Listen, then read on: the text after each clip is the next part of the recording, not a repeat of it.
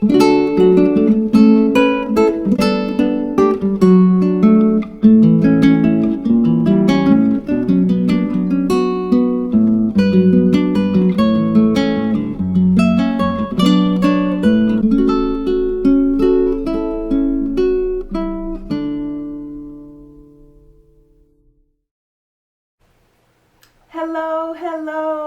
and welcome. Almost spring. Super excited today. I have a great episode for you, and it is episode 10.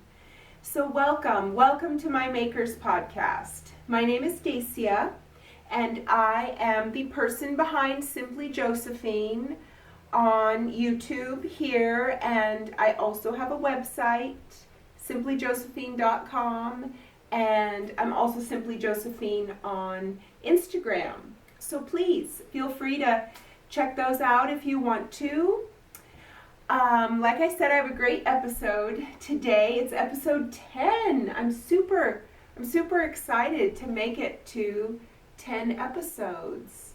This is mostly a fibery and herbal medicine podcast or vlog or whatever you want to call it, video podcast. So I am, however, this episode I'm going to skip the herbal medicine portion because it is springtime here in our corner of Montana, and I'm going to be collecting and making and working with creating all kinds of medicine with the cottonwood buds.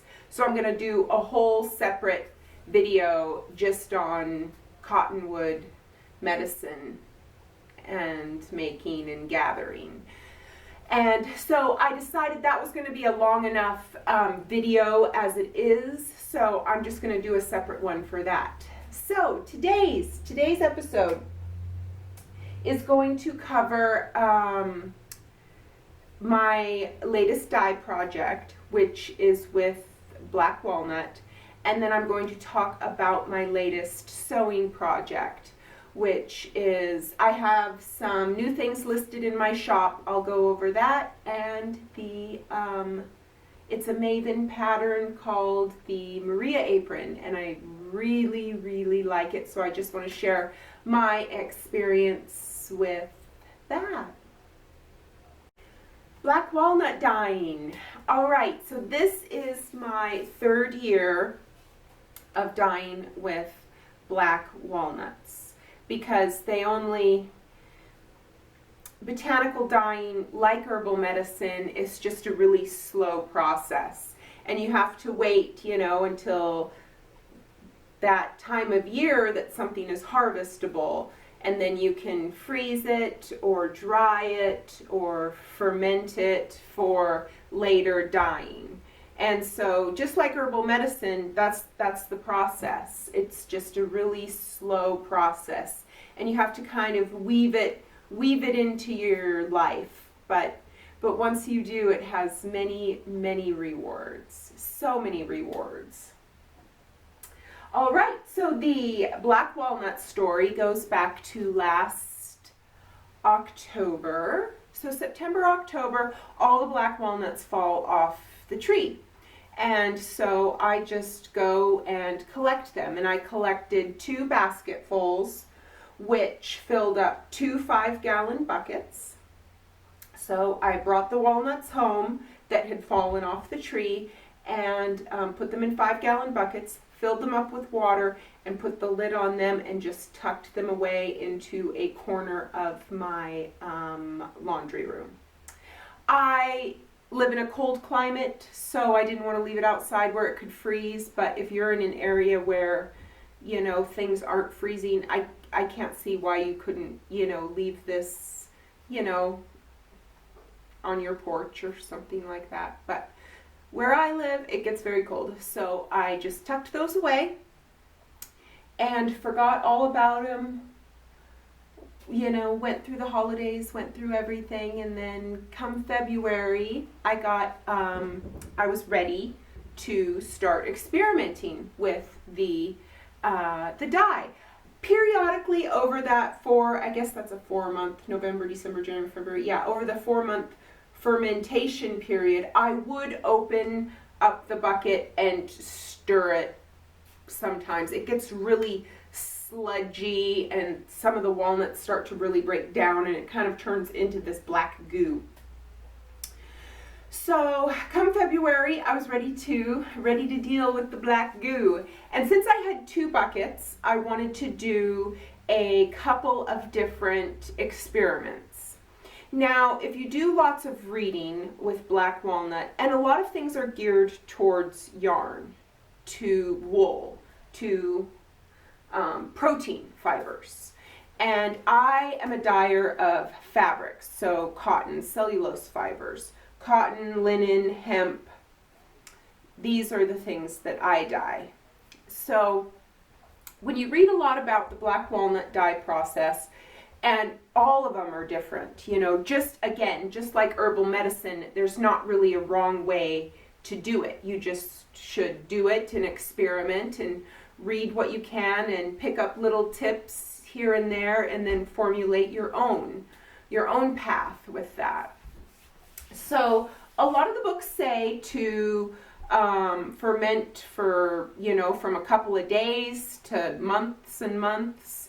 This just worked out for my schedule to go with the 4 months. I think, you know, whatever you ferment it for, you know, well, that's what it'll be. So, and some say to cook it first and then strain it and then use that as your dye bath.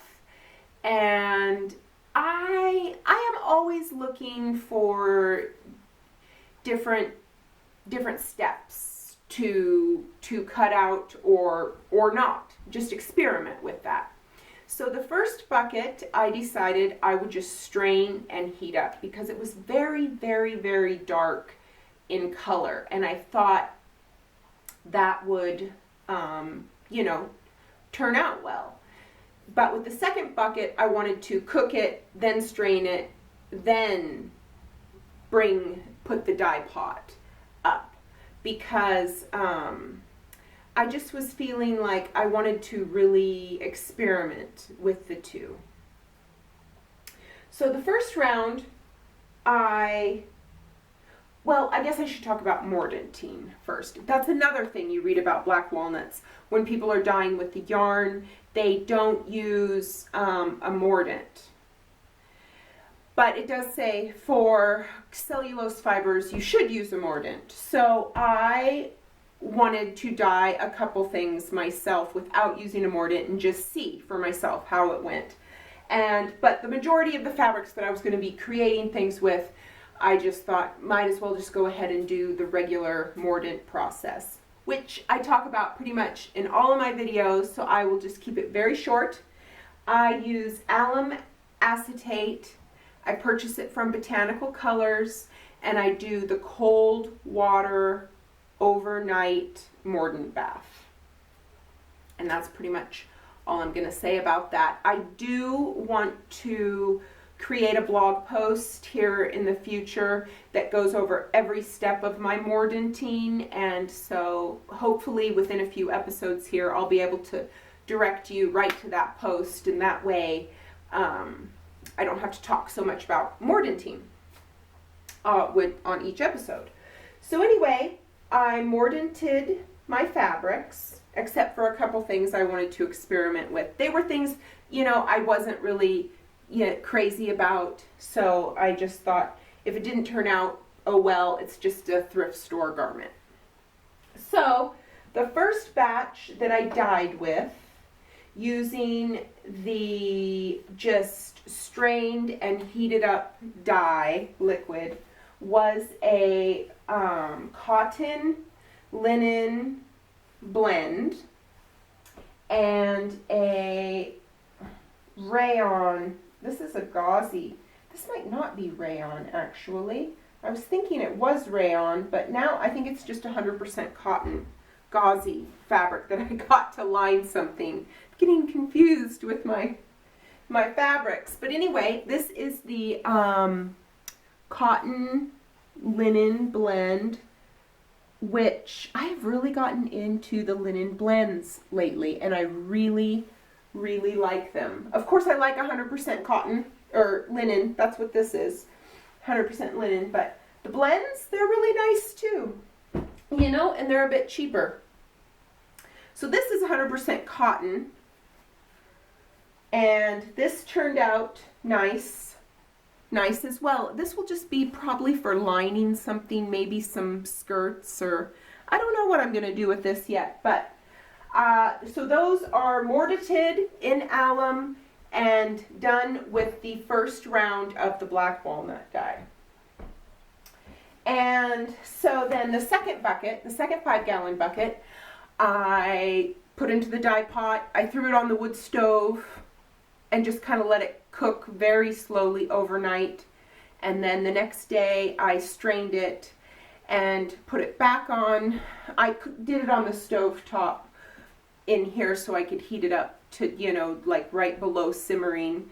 And then I put in the mortised cotton, or no, this is a hemp jersey knit.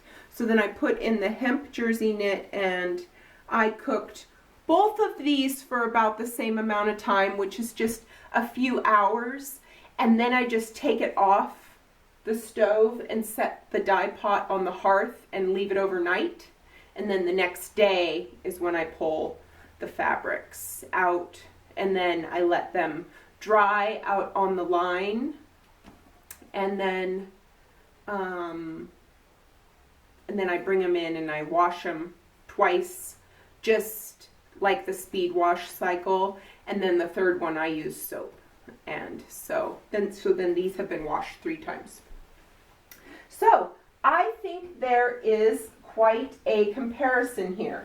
I think I'm going to stick with cooking the walnuts and then straining them and using that as the dye, because there is a little bit of difference. It is a little bit darker, I think. Maybe not. Maybe it's not. I don't know. I'm just gonna see. I might leave that step out, or who knows. It does make a little bit of difference in my opinion, but not a whole lot. And as far as the garments that so this is mortised, this is just a tank top. This is mortised in the alum and then dyed in the black walnut dye, the not cooked and strained, the first round. And so this did not pick up a whole lot of color, but then again, it is cotton and spandex, so I don't know. And obviously the thread is not cotton because it stayed white. And so that'll be, I don't know, just a nice little summer top. And then this was in the second round with the hemp jersey knit, the cooked, strained, cooked again. And this synthetic-y fabric here picked up the dye better than the cotton, which I'm not sure exactly what this even is. This is,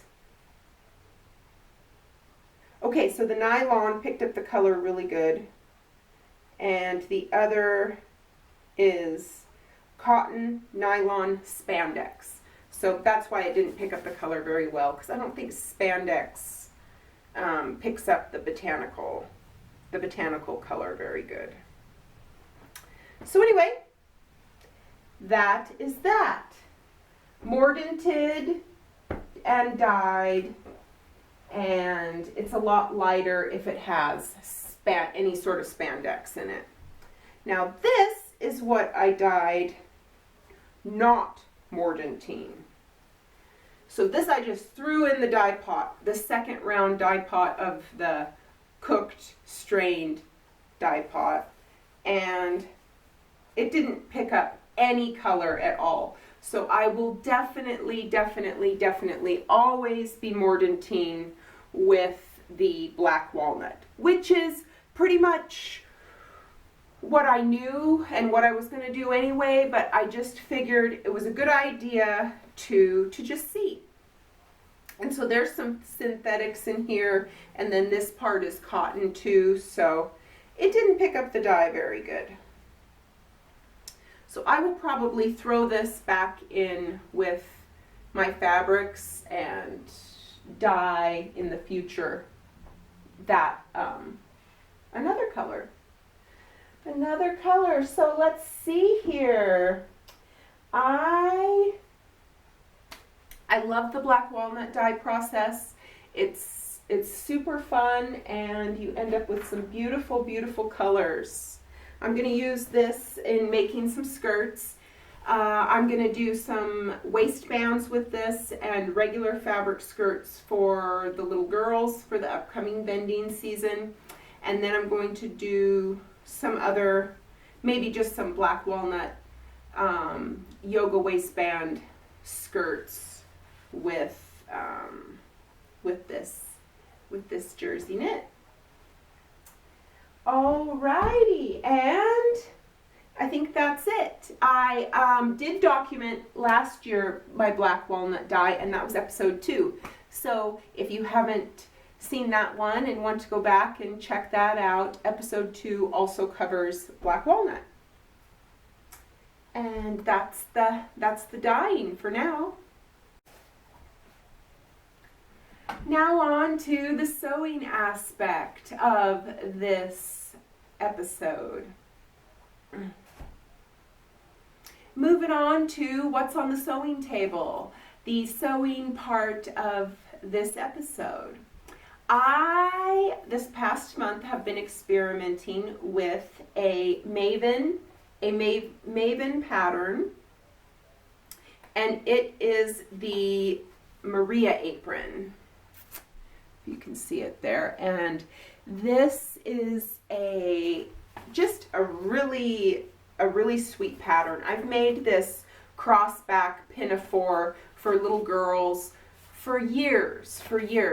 My daughter, she will be 12 this summer, and I made the first one for her when she was probably only about 1.5. So I've been making this crossback for kids for a long time. And people always say, oh, you should make this in adult size. Oh, you should make this in adult size. And I've experimented with trying to make my own pattern, and I just couldn't really line everything up. And then I saw this, and I was like, oh my gosh, that looks perfect. So I ordered one up, and they are located in England, I believe, in the UK somewhere. Yeah. And so I ordered this up, and I decided to experiment with linen cotton blends for this pattern, and I also made one out of 100% linen, and I really like that. So I'm going to keep that one for myself, and there were a few kinks that I worked out with it. So there's a few things that I wouldn't be happy selling, so that's another reason why I'm going to keep that one. And then by the second and third time I'd done the apron, I had it all figured out, had all the kinks worked out. I would consider this apron or this pattern an advanced beginner, maybe. I don't know. It's kind of up there with the Ogden cami. So, and I think that's what the Ogden cami is listed as, an advanced beginner. So anyway, this apron fits really well. I really like the way it fits, and I really like the cotton linen blend. So I will go ahead and show you that. So I got this cotton linen blend in this kind of eggplanty color, and I love this apron. It has 2 really deep pockets on the side and a nice crossback. So I made this in that purple cotton linen blend, and then I made one in this gray.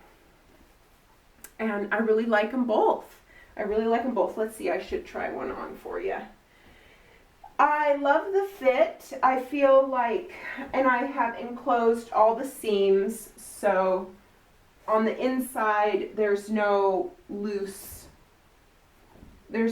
stitching of any kind. Everything is completely enclosed. So I'll show you how this fits. I'll get the chair here.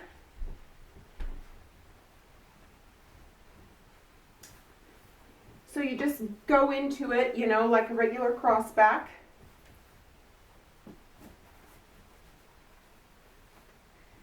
Get it all kind of straightened out here. Take me a second. There we go. And I love the drape. It drapes perfectly, I think. I really like how it fits, and along the top here is really a nice fit. I am 5'8" and about 160 pounds. So this pattern would fit a wide range of people, I feel. And like I said, the pockets, they're so nice. Anyway, I'm going to list a few of these on the shop. These will be for sale. And in the US, they will be $65, and that will include the shipping. I'm thinking might be more like 67. But anyway, this is the Maven pattern Maria apron. I'm quite pleased, and I would highly recommend this. It's a beautiful fit, a beautiful design, and fairly easy. I did not make any alterations. I think I made this in the regular large size, and followed it to a T. No alterations. That's kind of unusual. Okay, I'm just going to dive right into the chit chat part of this episode. So much has been going on. We've had a very busy late winter, early spring. Let's see, since the last episode, what's been going on? My mom came for 3 weeks, and we remodeled the whole bathroom. So that was super nice. We got in a lot of good family time, good meals every night, family dinner, and we had so many fun happy hours, and we just enjoyed our time together. And then she left, and just been settling into the new routine. My son is in his sophomore year of high school, and at last semester he decided to switch from public school to accredited online school. And so that's been a good adjustment. He's been home every day with me, but that's working out. It's working out just fine, you know. He's low maintenance, and he does the majority of his chores without complaining or bitching about anything. So that's good enough for me. Most of the time, no complaining is good enough. And then let's see, it is May 1st today, so that's super exciting. We had a very mild winter, and in fact I only skied once, one really good ski and one mediocre ski. But it's just been a very mild winter, and now we're having an early spring, which is nice. I'm ready for the spring. I'm moving on into cottonwood bud season, so there's going to be lots of gathering, lots of medicine making, and I will, in fact, that'll probably be my next episode. Going to do a whole episode on cottonwood bud harvest, things to create with that. So yeah, the early spring, I like it. You know, living in the Rocky Mountains has so many, there's just so much fluctuation. Like spring could come at the end of February or it could come at the middle of May. I mean, it's really crazy that way. It's always interesting with the weather. So I like that. Spring is here. Oh, and there's spring break. So my daughter is around all the time, which is nice because I so enjoy her company. She's just, you know, a lot of fun. And let's see what else is going on. I am just getting ready to release the Spring Equinox Medicine Collective.